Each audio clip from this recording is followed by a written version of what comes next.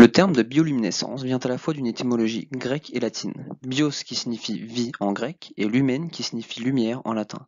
Ensemble, ces deux termes permettent de décrire le phénomène de production et d'émission lumineuse issu d'un organisme vivant. La production lumineuse est due à la réaction chimique entre deux éléments, une protéine substrat et un enzyme, respectivement nommés la luciférine et la luciférase. La bioluminescence est donc la production de lumière sans incandescence permettant de qualifier cette dernière de lumière froide. Plus de 700 espèces ont été recensées comme étant bioluminescentes, que ce soit sur Terre ou en mer. Il est bien entendu que la majorité de ces espèces se retrouvent dans les profondeurs marines.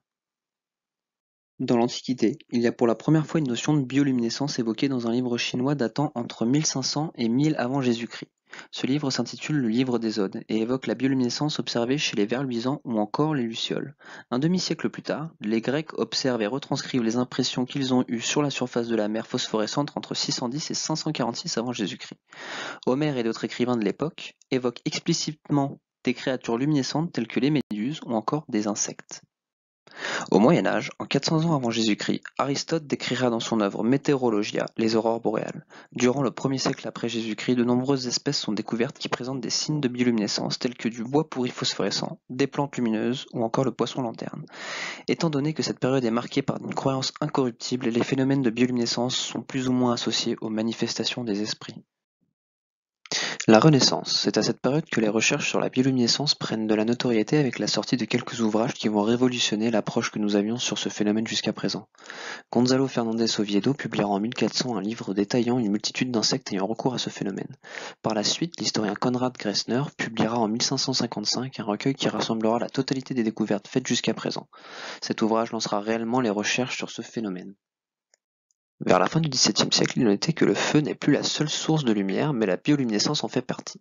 C'est notamment Isaac Newton qui fera partie des personnes voulant prouver cela suite aux observations de la surface de la mer lors du passage d'un navire. Le plancton stimulé produit des nuages lumineux à la surface de la mer. Durant la même période, il est découvert que cette réaction chimique ne peut s'effectuer qu'en présence de dioxygène, permettant l'oxydation. Benjamin Franklin émet en 1753 l'hypothèse que certaines bactéries peuvent produire de la bioluminescence en parfaite autonomie. Quelques années plus tard, l'hypothèse avancée le siècle précédent est démontrée en ce qui concerne la nécessité de dioxygène pour la réaction chimique. Il est également découvert vers la fin du siècle que la molécule d'eau est indispensable à ces phénomènes. Nous arrivons maintenant au XIXe siècle, et c'est durant cette période qu'il y a une réelle distinction entre la physique, la chimie et la biologie. Charles Darwin s'intéresse également à la bioluminescence en étudiant les cadavres de méduses qui émettent encore des ondes lumineuses après leur mort. C'est en 1860 que les fameux réactifs responsables de la bioluminescence sont découverts, la luciférine et la luciférase, par le physicien français Raphaël Dubois. Il établit pour la première fois l'équation chimique de cette réaction. Enfin, le XXe siècle est la période qui fait réellement basculer la compréhension de la bioluminescence grâce à la découverte du luminol. Il est donc maintenant possible de reproduire synthétiquement le phénomène de bioluminescence, c'est la chimiluminescence. En 1930, le luminol est synthétisé pour la première fois, soit 20 ans après sa découverte. C'est seulement dans les années 50 qu'un chercheur anglais explique que le phénomène de bioluminescence nécessite des ions magnésium et d'adénosine triphosphate. Nous allons maintenant parler des réactions chimiques prenant place au sein de ces espèces vivantes en prenant comme premier exemple les lucioles. Donc le principe de réaction de la bioluminescence est relativement simple. Les acteurs majeurs de ce phénomène sont la luciférine qui est une protéine substrat et la luciférase qui est un enzyme catalyseur. Le principe de cette réaction naturelle peut être décomposé en plusieurs étapes clés. Donc, premièrement, la protéine substrat appelée luciférine se voit catalysée par l'enzyme catalyseur, qui est la luciférase, ainsi que les ions magnésium. L'adénosine triphosphate subit alors une rupture libérant de l'énergie au niveau de la réaction et se transforme en adénosine monophosphate qui se fixe à la luciférine. Suite à cette réaction, il y a libération de pyrophosphate inorganique. La luciférine liée à l'adénosine monophosphate devient donc la luciférine adénylate. Ce dernier élément est ensuite oxydé à l'aide des molécules de dioxygène pour enfin se transformer en ion peroxyluciférine adénylate organique. L'acide carboxylique ainsi que la luciférase sont ensuite dissociés pour obtenir l'oxyluciférine. Cette dernière retournera par la suite à un état stable après libération d'énergie, de CO2 et enfin de lumière. Aujourd'hui, nous pouvons également observer le phénomène de bioluminescence au niveau des bactéries, qui ressemble fortement au principe de bioluminescence des lucioles. Il y a toujours une réaction entre luciférine et luciférase.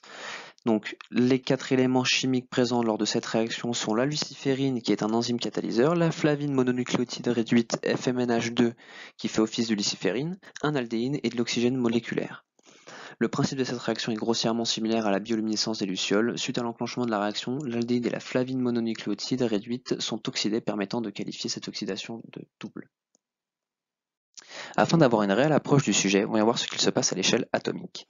Le phénomène de bioluminescence est possible grâce au changement d'état des électrons présents sur les couches externes des atomes excités.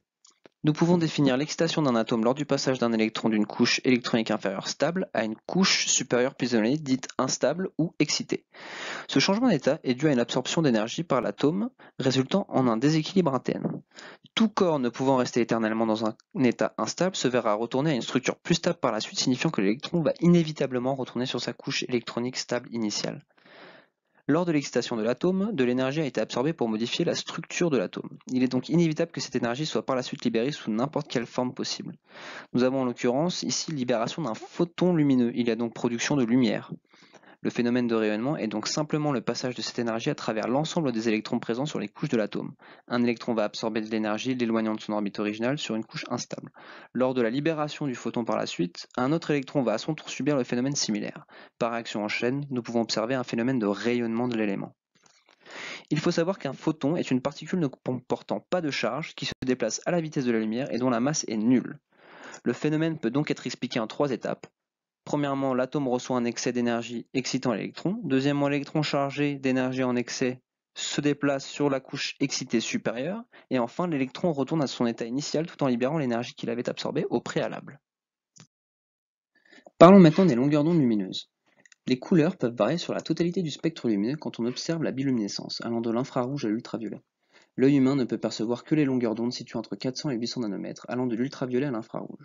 Dans les profondeurs maritimes ou dans les endroits privés d'apports lumineux, nous pouvons observer que les spectres les plus perceptibles sont d'abord le bleu, puis le vert, et enfin le rouge, qui n'est pratiquement pas visible dans ces conditions. Selon les nécessités, les espèces ont su adapter la fréquence et les longueurs d'onde émises au plus efficace pour elles. Des émissions qui tendent vers le bleu lorsque l'objectif est d'attirer l'œil des proies de loin ou encore de pouvoir s'éclairer. A l'inverse, lorsque l'objectif est de rester discret, il est préférable d'émettre des lumières ayant une longueur d'onde plus élevée, comme le rouge. Il faut savoir que les longueurs d'onde qui se déplacent dans l'eau ne subissent pas les mêmes déformations que dans le vide. La perte de l'intensité lumineuse se fait de manière exponentielle selon la longueur d'onde émise dans ce milieu. Ce phénomène est appelé le phénomène d'absorption sélective et il est causé par deux choses, les vibrations générées par la transmission lumineuse et les déformations des molécules d'eau dues à l'absorption de lumière. La couleur de bioluminescence prédominante sous la surface de l'eau est donc le bleu, car les espèces s'adaptent par rapport à l'environnement dans lequel elles se trouvent. C'est pour cela que les espèces terrestres tendent à émettre des lumières vertes dues à la flore environnante.